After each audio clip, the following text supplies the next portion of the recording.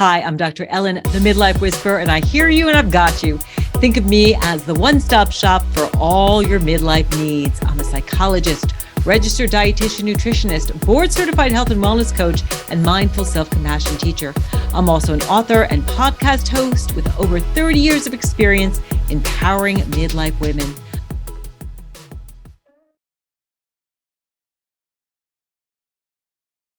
Hey, everybody. Welcome to Rock Your Midlife. Dr. Ellen here, the Midlife Whisperer. I am thrilled that you are here. If you are a new listener, welcome. And if you're returning, I'm so glad to have you here.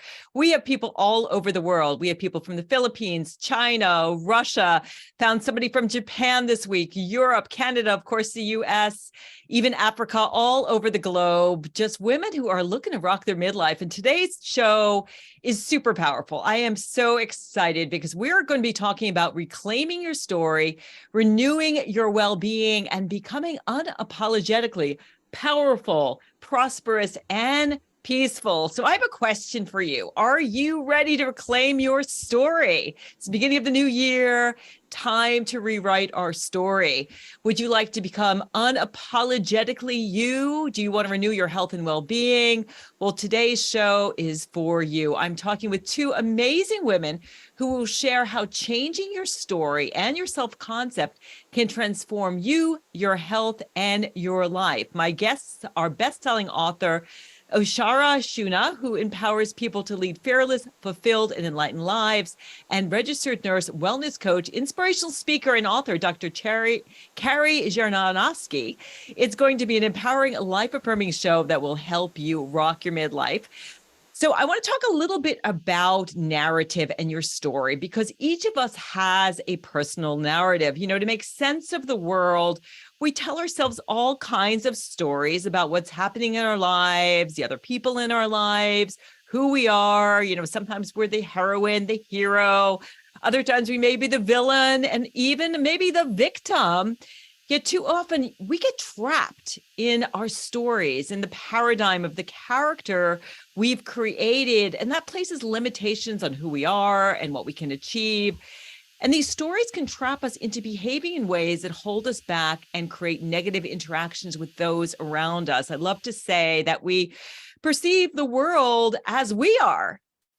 It's so true that when we have a certain story, that really impacts how we see the world. On the flip side, telling positive stories can be very freeing. It can help you make big mental and emotional shifts so that you can become the heroine, the hero of your own journey, which of course is this wonderful idea from Joseph Campbell that we all are on this journey. So today's story is really going to help you make that powerful shift. I know at midlife, so many women are like, oh my God, I'm stuck.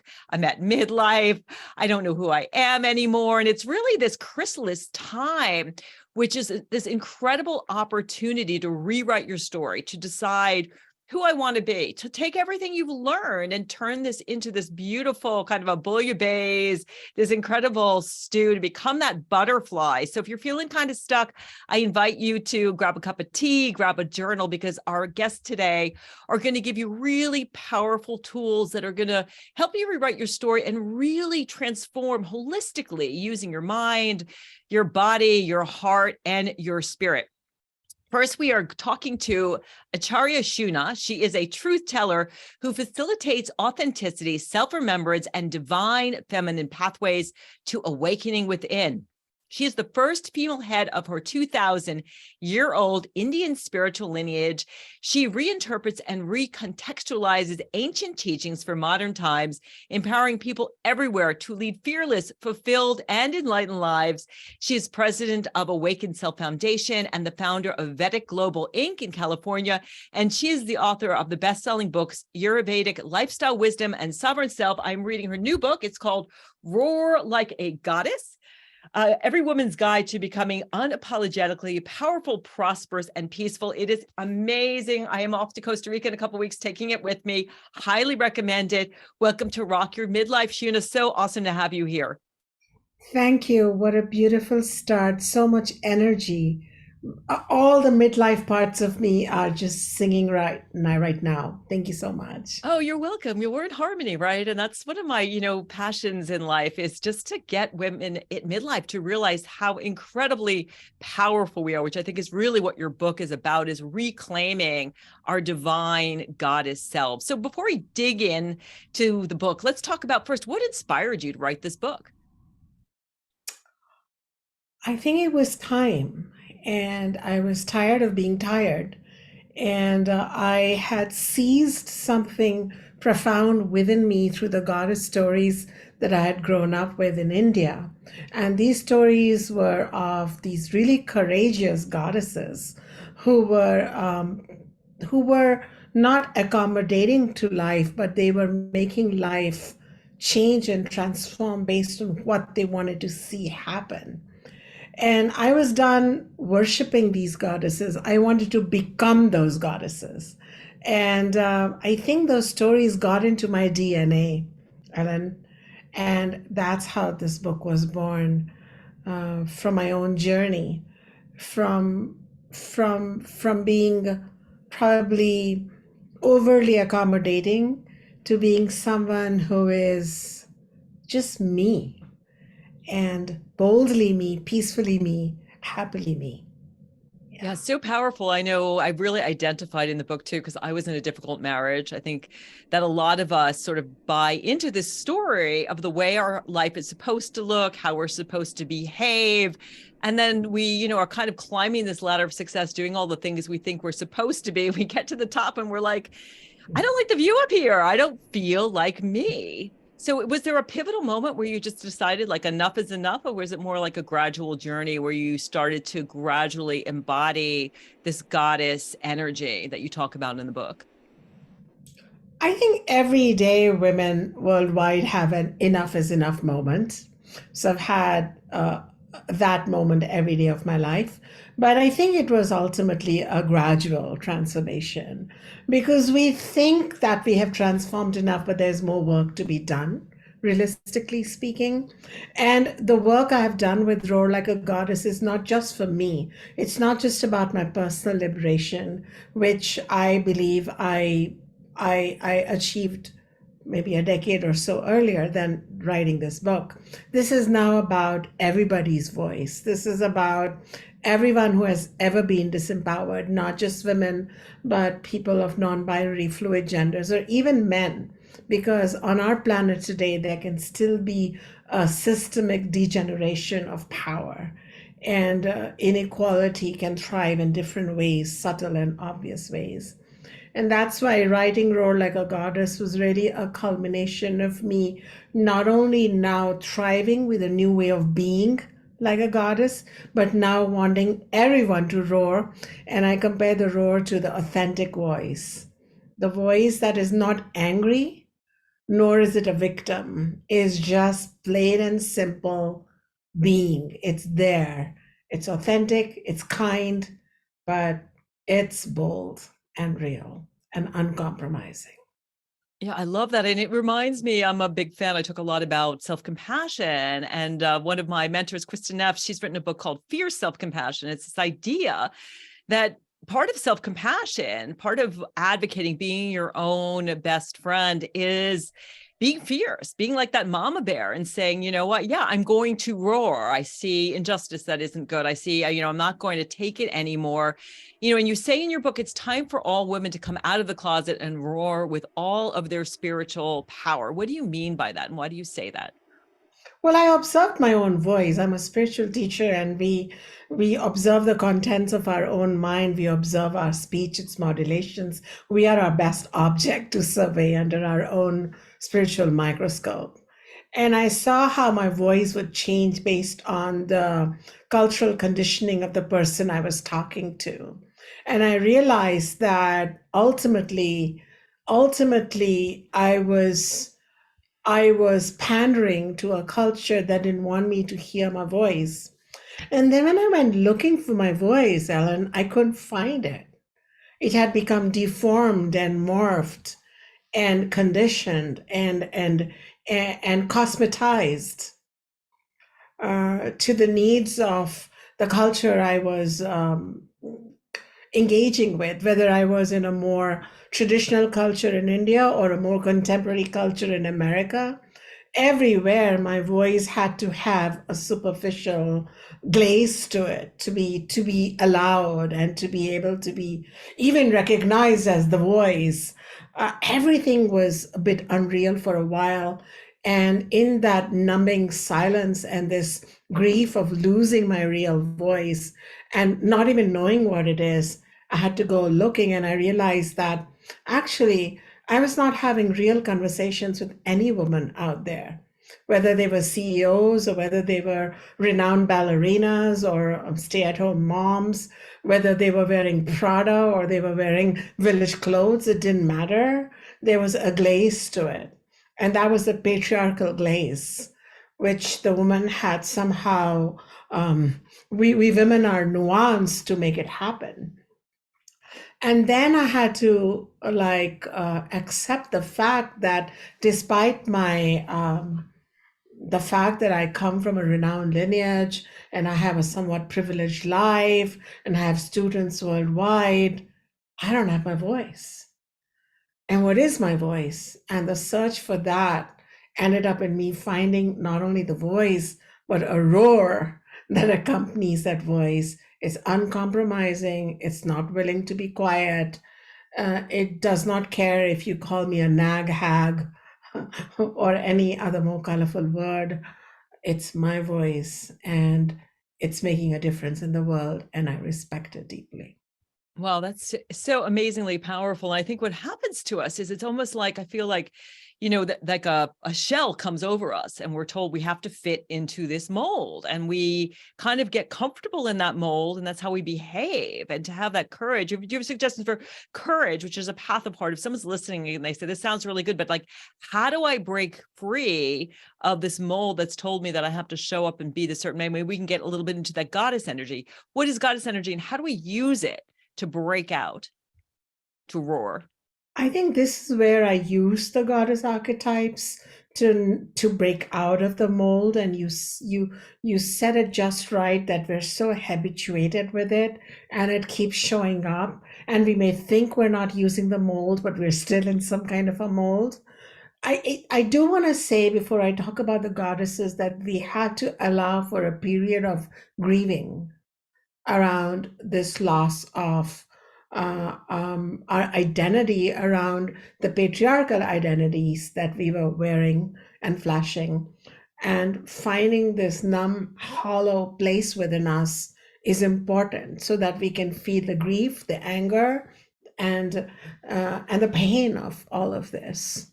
And then if goddess archetypes such as those from the Vedic Hindu tradition of Durga, Lakshmi, and Saraswati were available as they were to me, then I put them to good use, because I saw these goddesses as bold, empowered, sassy, sexual, passionate, yet mothering and beautiful, joyful, liberated women. And I saw, and I'd grown up in a culture where we venerate them, but I didn't want to venerate them. I wanted to bring them down a few notches towards earth, and I wanted to uplift these earthly women such as myself up a few notches so we could have a union between the woman and the goddess. And I think I accomplished that. What would you say in the book? Yeah, I would think so as well. You make them, very real, very accessible, but then you also empower the reader to connect with that part of themselves that we haven't. And it doesn't, as you said, it's not about the way you express your gender in the world. Men can connect with the goddess energy just as people who are in female bodies can connect with the male archetype. So yes, I think you do a great job of kind of uniting with the goddess by bringing the goddess down a notch and bringing the reader up a notch. So let's talk about what exactly is goddess energy and who are the three goddesses that you highlight in Roar Like a Goddess. In the Vedic Hindu tradition that I come from, and I'm a teacher of that tradition, we recognize that beyond the human species, there can be other forms of existence which are more superior. On Earth itself, we can see graded forms of intelligence from less to more. In the same way, there can be a superior existence known as the God goddess existence.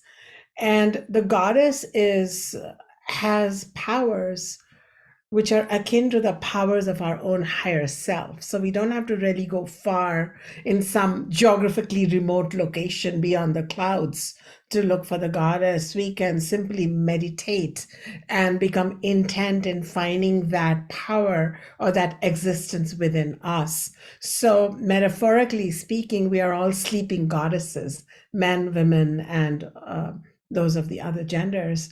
And when we listen to certain stories which are encouraging, as you had mentioned in your introduction, that there can be some positive stories that really bring a positive change in us. So these stories are empowering and encouraging, and they're symbolic, and they open mystical locks within us, with the stories that I share in the book.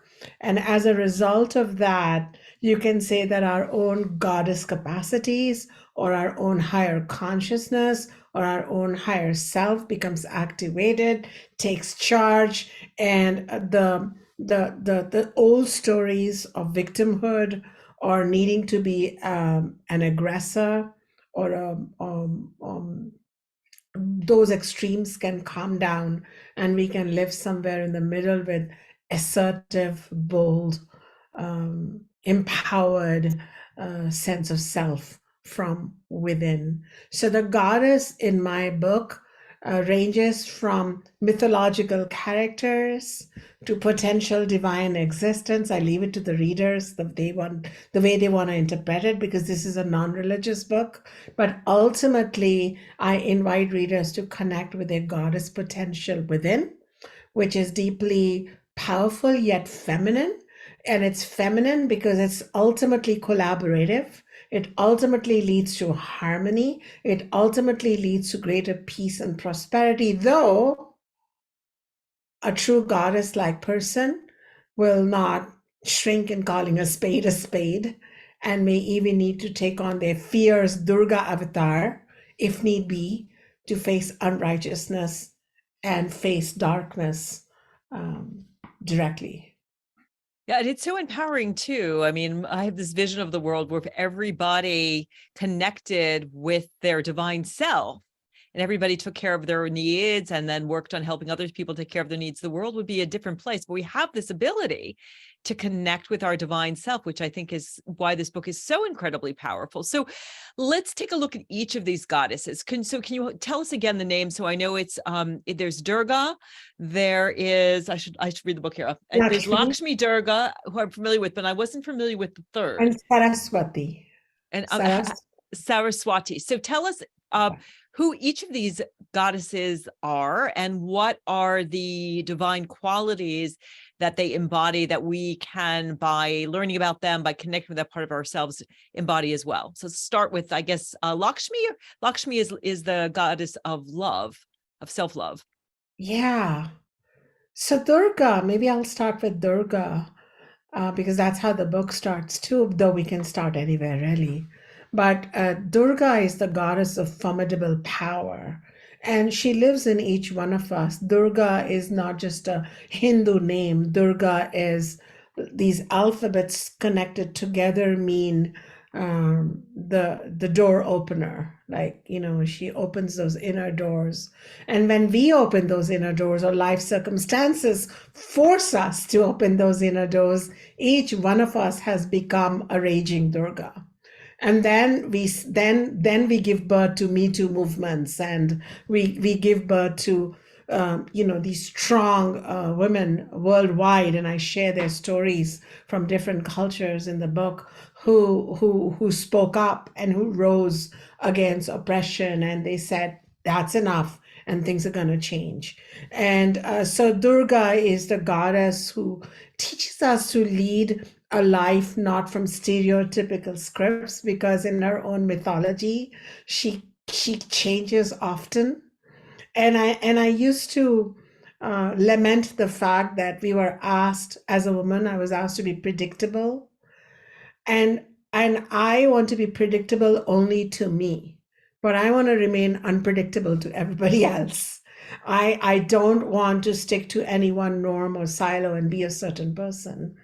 A good girl or a naughty girl or a virgin, holy virgin, or this temptress and adulteress. So I wanted to be this person who can be anything and anyone, and that's what we see Durga do. She is also considered the divine mother of male gods. So, in a sense, she's empowering the male gods. She's not borrowing power from them. So, I really like that about Durga. Lakshmi is the goddess of wealth and abundance and love and fertility and everything beautiful that we can connect with a goddess. But I looked at her mythology and I pointed out how once in her own story, Lakshmi was to begin with devalued by some people that she was making happy. But because she's a goddess, unlike us women who put up with it and put up with it and keep pleasing the very people who don't please us, Lakshmi walked away with her head held high, and she withdrew all her privileges that she had once given in innocence and beauty. And because of her self valuing herself, her powers of abundance and fertility and beauty grew. And as a result, she became a world mother, granting us wealth, abundance, riches, luxuries, beauty, gems, ornaments, and everything that a heart can desire on this earth. So I wanted to, while the Hindu tradition loves to point out that let's just go to Lakshmi and besiege her for everything that's worth having in the world, I wanted to point out that the reason she became this great goddess was because she walked away from where she was not being valued. That self value is the key to unlocking abundance and love and such things in the world.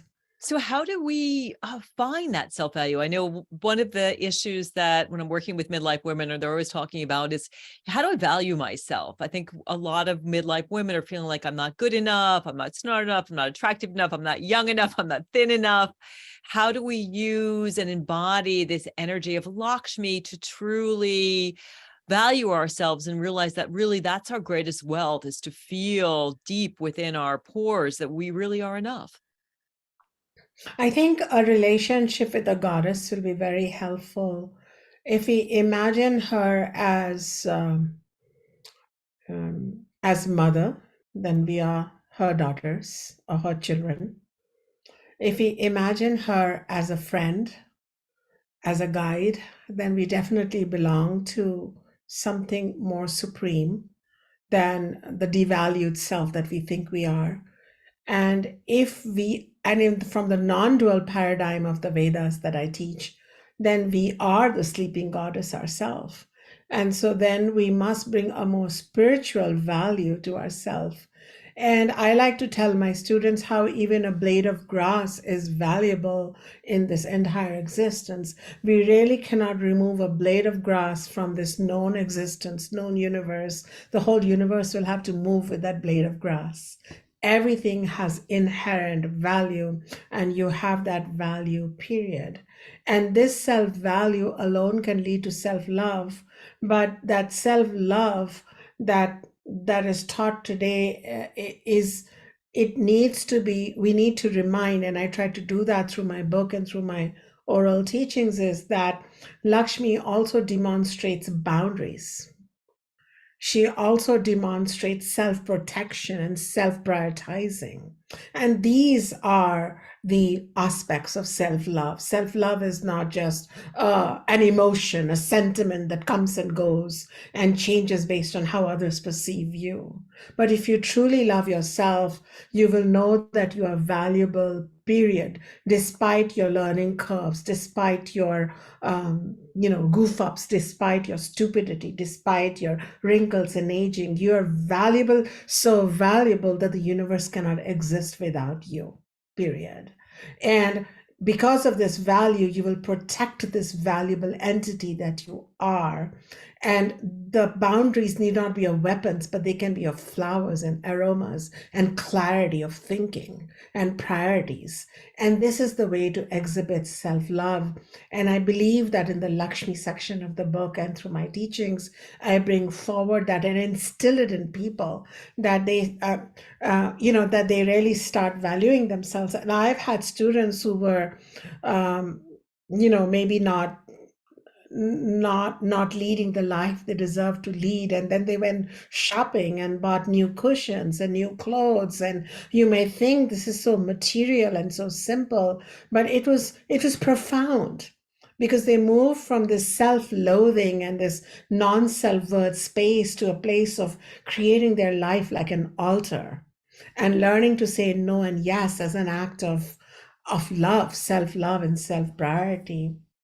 And finally, Saraswati is the goddess of peace.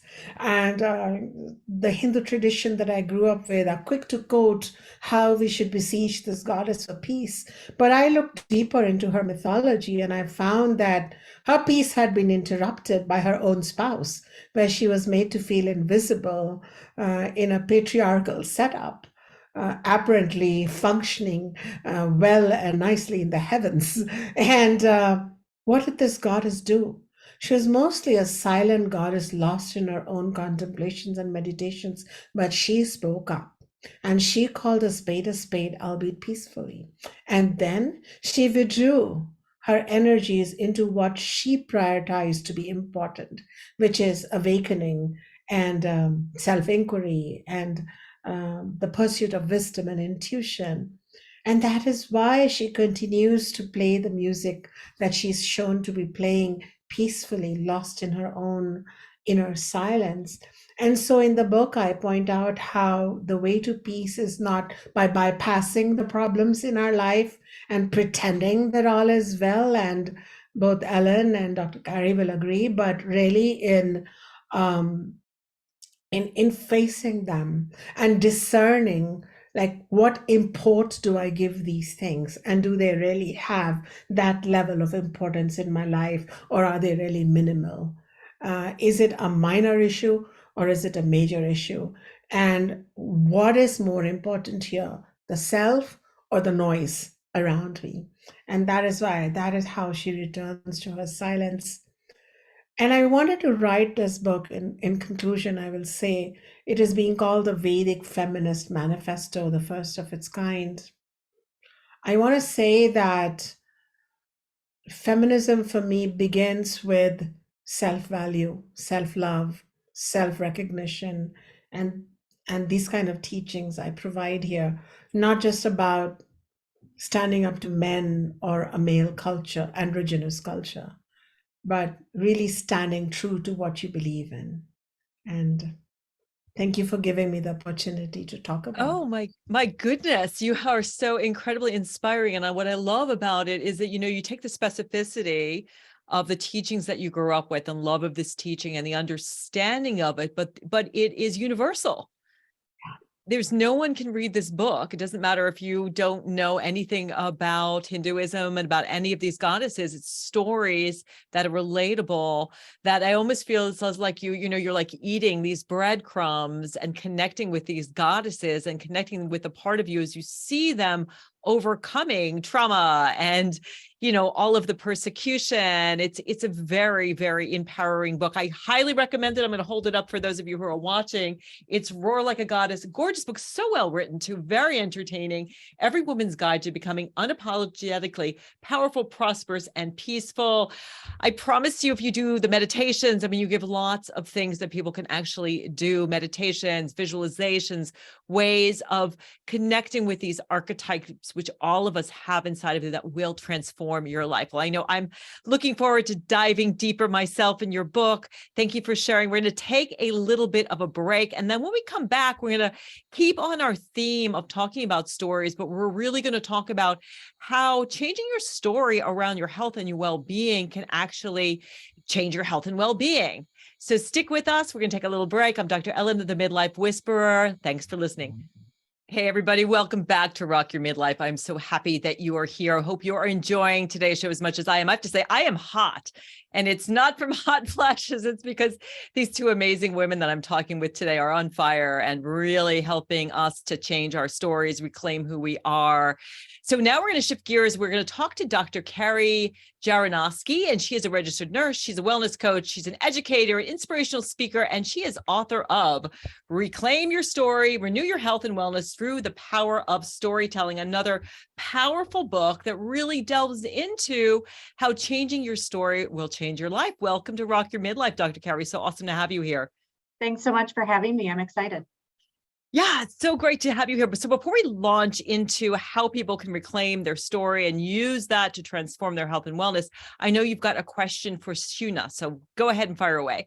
Absolutely. Thanks. So obviously, both of us feel that storytelling is powerful, right? I mean, that's the part of the title of my book, and that really is what resonated in the first half of this show from you, Shunya.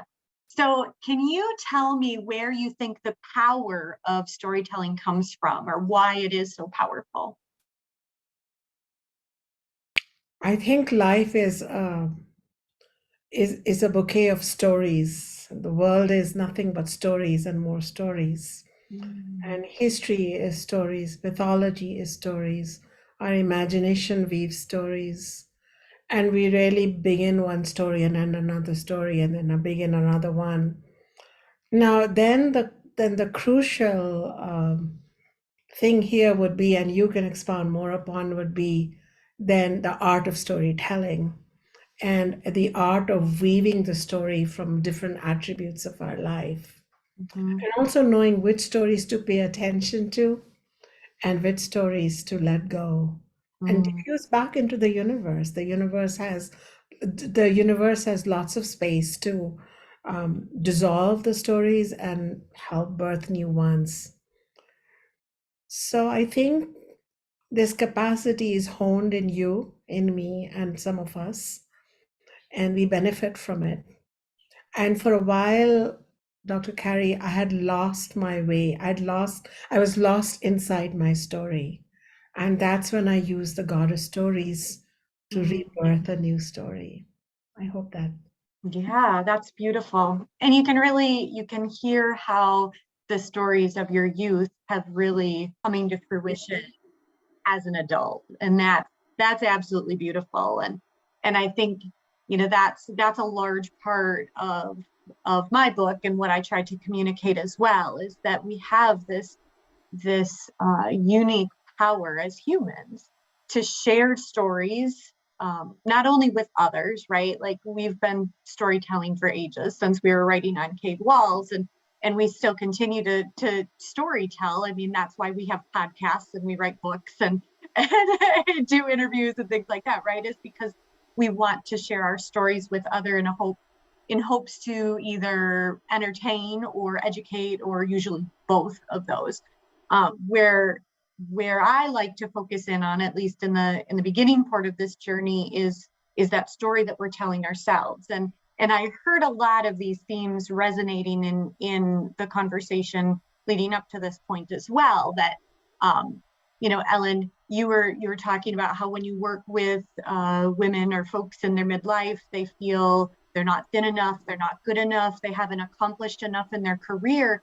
And that is just this repetitious storyline that they are telling themselves throughout their life. And it isn't until we have this awakening moment to, I'm telling myself I'm not thin enough. Why am I telling myself that? Like, where is this coming from? And once we have that awakening, then we can try to start and massage that story a little bit, so that it's one that can positively benefit us rather than negatively impact our being and who we are in this moment. Yeah, I agree with you. I mean, it really comes down to first acknowledging the power of storytelling and understanding that story is what makes us human. when we Absolutely. take a look where people evolved tens of thousands of years ago, we didn't have writing. We didn't obviously have any of the technological ways of communicating, but we did have stories. So people would pass story from generation to generation to generation. As you said, it is entertainment, it's self-definition. So I'm curious, so I have my own ideas, but why do you think, especially for women at midlife, and I think it's a lot of, what Shunya was saying about this patriarchal idea of making us feel crappy about ourselves so that we can feel bad about ourselves and we buy stuff. We're in this consumerist culture. I think that's a big reason that we are told these stories about ourselves or how we should feel. But what do you think? Why do you think we keep telling ourselves these negative, disempowering stories? Well, we may have heard it externally, right? We may have heard, growing up through our youth, some people have had not great childhoods. Some people have had not great relationships.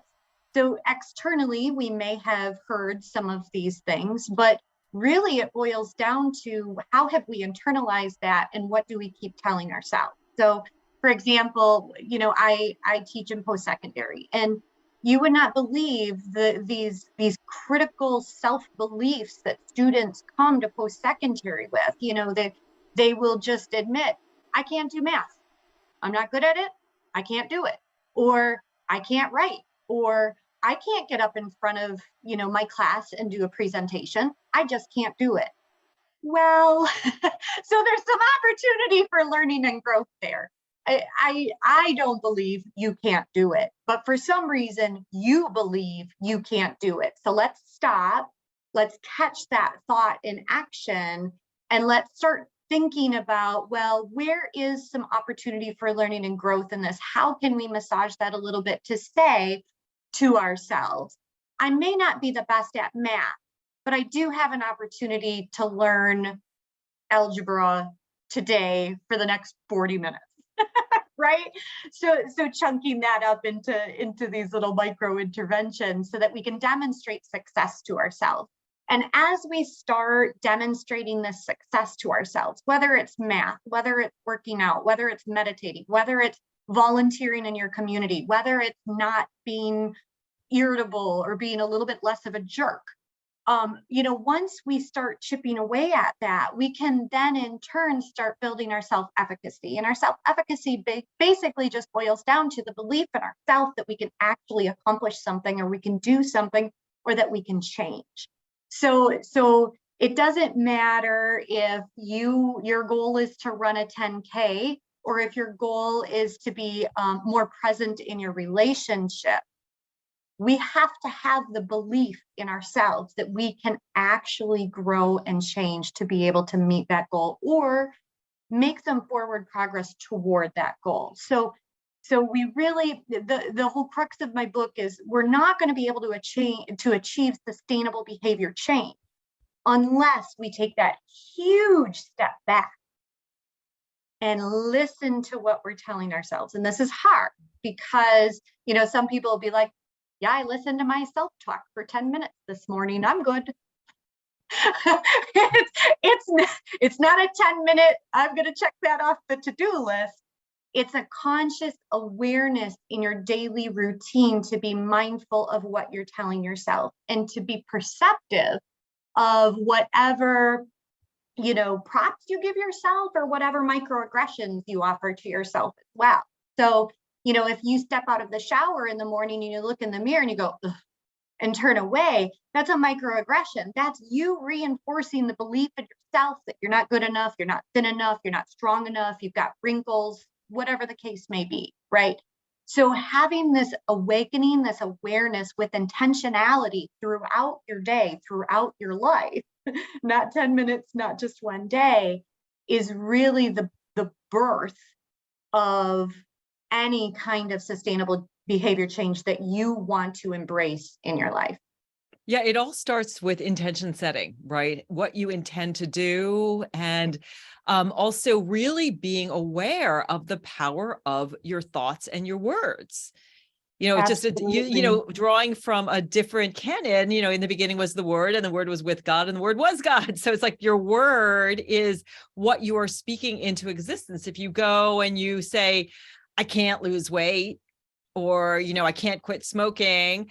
I know when I start working with people, it's like I'm sure you're familiar with the trans theoretical model of change, right? Mhm. Are you at a place where I can't, I won't? How do we get over that place? And I think, you talk about this in the book that, I think shame really keeps us stuck, because shame is this really deep feeling of, I'm bad. Embarrassment is like, okay, I did something bad. You can feel, bad about yourself, but shame really keeps you stuck. And it's almost like, well, I don't even want to try this thing because I'm ashamed of how much I failed, Yeah. or I'm afraid I'm going to fail again. So if someone's feeling these really difficult emotions of shame and not good enough, and even fear of moving forward, how do we use storytelling? How do we reclaim our story and kind of wipe off this shame that so many people face?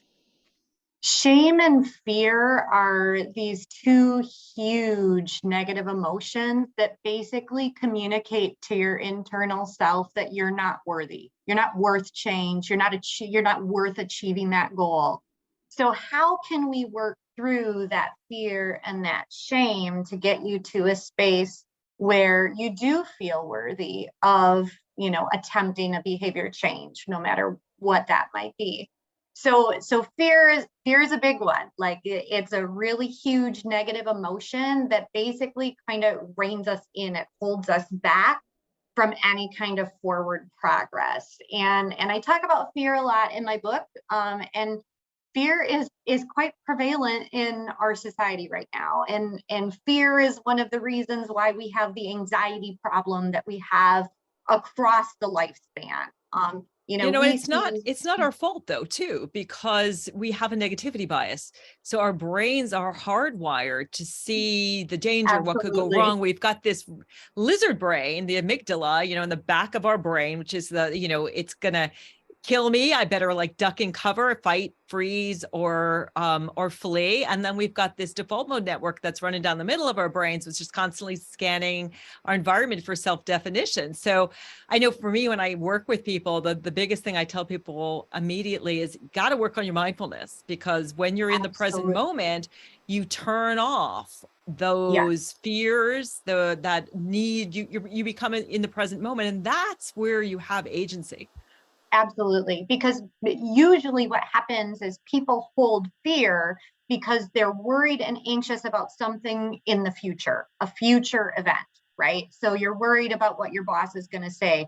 You're worried you're gonna fail in parenting, whatever the case may be.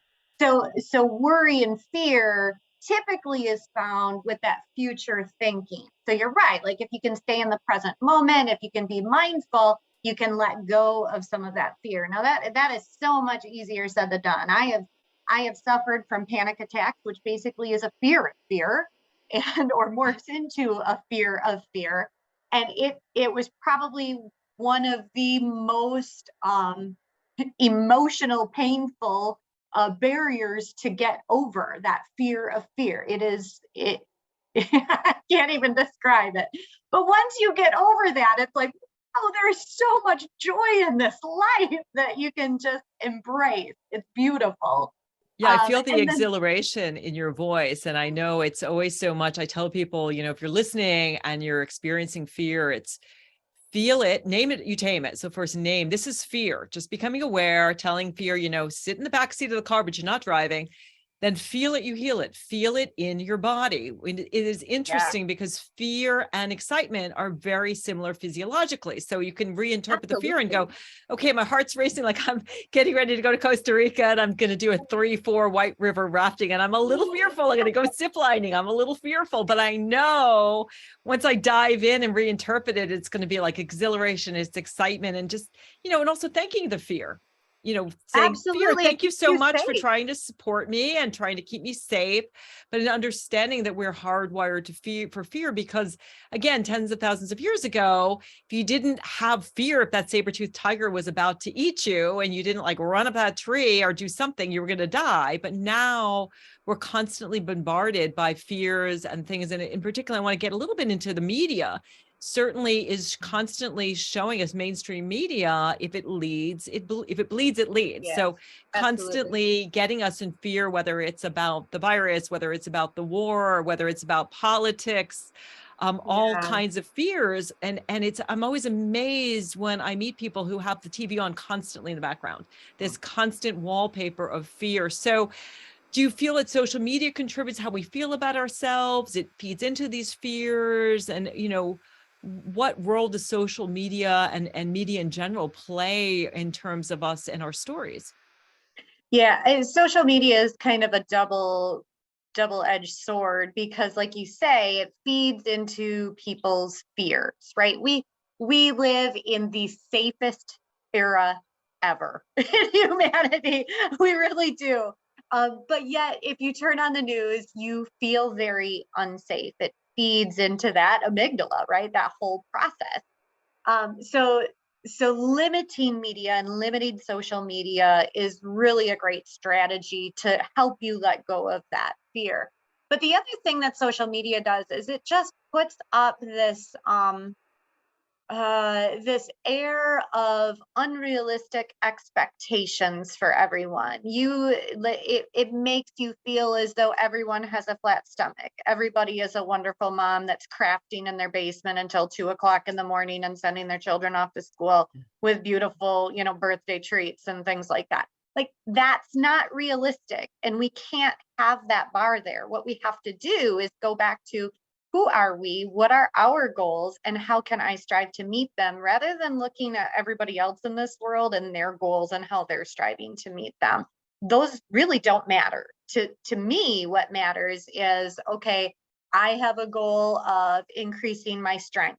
How am I going to do that? Now, I may look on YouTube or go to the ACE video library to find more exercises to help me in a certain area of strength training that I need help with. But I'm not going to sit there and scroll through Instagram reels, because it's going to send me into a spiral of, I'm not good enough, I'm not strong enough, I'm not thin enough, I don't belong in a gym, those aren't my people, etc. Right? So it feeds into that storyline that you may be telling yourself of, I'm not fill in the blank. Yeah, I love that you talked about that. I mean, that really is all about self-compassion. I'm sorry, social comparison, and how it really is the thief of joy. When we compare ourselves to others, we feel like we fall short, and we feel like everybody is living perfect lives except for us. It's this piece of self-compassion, of common humanity, realizing that no, we're all kind of bozos on the bus. We're all trying to figure it out. We all make mistakes. We're all fail. We all have, flabby stomachs. Menopause is something that most people in female bodies are going to go through, and then we don't feel so alone. So let's talk. We have a couple moments left before we bring Shunya back on to ask you a question, but I love that you talk about, health and wellness is more than diet and exercise. I have been a dietitian. This year will be 30 years. I've been a board certified health and wellness coach for a while, been coaching for about 15. And, it used to be all about like diet and exercise. I was a personal fitness trainer. I was a clinical nutritionist, but now it's so much more. The beautiful thing I find is that when people work holistically on everything, they work on mindset, they work on working with their emotions, they work on spirit, they work on improving their lives, the weight goals and those kinds of things, the fitness goals just magically start to happen because people are so happy. So what can we do in 30 seconds or so to reinterpret the goals and get away from just diet and exercise? Yeah. Let go of that, because you're exactly right. Once you get your head in the game, once you get a positive outlook on yourself, once you support your own self-efficacy, and once you find your value, those other things fall into place. And really, it probably infuriates people in my book when I talk about this in my book, because really, I go back to the basics. Eat real food, avoid processed food, move more, sit less, period. Because once you start integrating all of these other dimensions of wellness and all of these other interventions to support your own self-efficacy and your self-worth, those things will naturally fall into place, and you'll get there, and you will just, again, you will find joy, and you will find your well-being. Yeah, I know for me, a big change was being well because you love yourself, not because you loathe your body, you want to change. So I know that Shunya has a question for you. So just to bring you back on, Shunya, if you want to ask Dr. Carrie a question. I'm so inspired listening to you, and I was wondering what inspired you to change your story and then lead the rest of us. And this may be a bit of a big question to ask, but any thoughts you might want to offer? That's a great question. And I think it really parallels your journey. I was in a space where I didn't think highly of myself. I was suffering from panic attacks. I was generally unwell, and I was trying to meet the needs of everyone else and sorely not meeting my needs. And once I had the realization that when I took care of myself, the other stuff fell into place, and I was able to be my own person, my own real person who I am. That really just opened so many doors. Like I see so many parallels between our stories and the stories that you share in your book, of opening doors, finding your true self, and just being brave enough to share that true self with the universe. It's beautiful. Thank you. Yeah, so amazing. I was so excited when I realized I could have you guys on together, because I thought this is what my part of my passion is just bringing amazing women on who, this parallels. You both come from different environments, different countries, different places, yet your stories are very, very similar. That I think that the whole journey is about becoming who we truly are on the deepest level. So thank you both so much for sharing who you are and your truth, and being brave enough to write these books and inspire other people. I would say, gosh, my takeaways are, just to continuously question stories that we tell ourselves, and have the agency and feel empowered enough to stand up to the powers that be that tell us that it's not okay. So I just want to say the books again. We have Dr. Carrie Jarosinski's book, Reclaim Your Story. Awesome book. That is a really new way of getting in touch from your health and wellness by changing your story. And then Acharaya Shunya's book, Roar Like a Goddess, Every Woman's Guide to Becoming Unapologetically Powerful, Prosperous, and Peaceful. Both super, super powerful books. Real quickly, Shunya, where can people connect with you? awakenedself.com is my website. They can also type in my name anywhere and they'll find me. Okay, perfect. And Dr. Carrie, where can people find you? I am on Facebook and Instagram at Bold Contentment, and I also have a website, boldcontentment.com, and you can just Google mine or put my name into the search engine on Amazon to find my book as well. Perfect. And all that information about where to find you guys and Google you is in the show notes. So thank you both so much for being here. This was such a pleasure and a joy for me. This is my year of more joy, less oi. So you have contributed to that. Thank you all so much for being here and listening. I hope you have gotten value today. If you have a suggestion for a show or comments, feel free to reach out at themidlifewhisperer.com. That's themidlifewhisperer.com. We'll catch you next week. Thank you.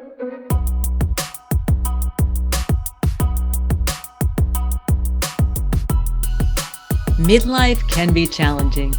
You may be sandwiched between growing kids and aging parents, dealing with menopause or a health issue, and trying to find work-life balance. Or maybe your life looks good on the outside, but inside you're feeling stuck and wondering how to get your confidence, energy, and joy back. Hi, I'm Dr. Ellen, the Midlife Whisperer, and I hear you and I've got you. Think of me as the one-stop shop for all your midlife needs. I'm a psychologist, registered dietitian, nutritionist, board-certified health and wellness coach, and mindful self-compassion teacher. I'm also an author and podcast host with over 30 years of experience empowering midlife women. I provide inspiration and wisdom to help you transform your health, your mindset, your relationships, and your life so you can rock midlife.